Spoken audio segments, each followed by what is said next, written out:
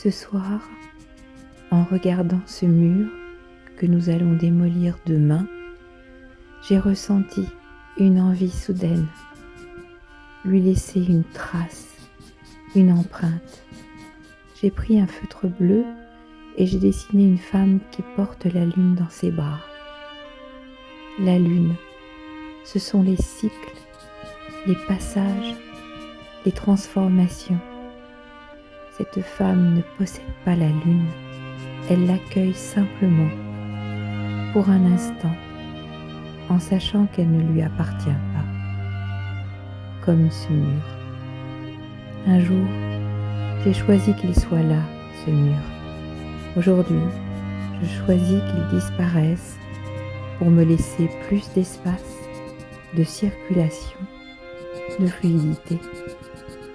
Alors, ce dessin, c'est une façon pour moi de lui dire merci. Demain, ce mur tombera et le dessin partira avec lui dans les gravats. Mais c'est justement ce qui le rend précieux. Il me rappelle que tout passe, tout se transforme et qu'il y a parfois une grande beauté à laisser partir ce que l'on a aimé. Et je n'ai pas résisté. J'ai pris un crayon noir. J'ai continué, encore et encore. Il me restait du temps. J'ai commencé à dessiner un visage. J'ai fait les ombres en hachurant. Ça m'a donné énormément de plaisir.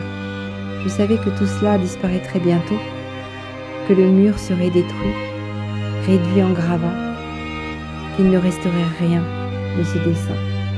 D'ailleurs, lorsqu'il est tombé, ce mur, je n'étais pas présente, je n'ai gardé aucun souvenir, aucun morceau. Pourtant, c'est peut-être ce qui rendait tous ces dessins si précieux. Un art éphémère qui m'a offert une joie immense, celle de créer, simplement, dans une présence très particulière, une joie d'enfant.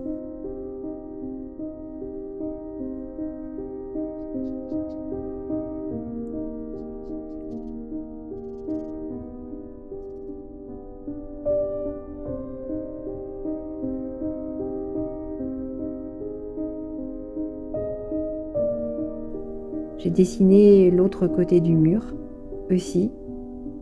Pendant un moment, il n'y avait rien d'autre à faire que de suivre cet élan créateur.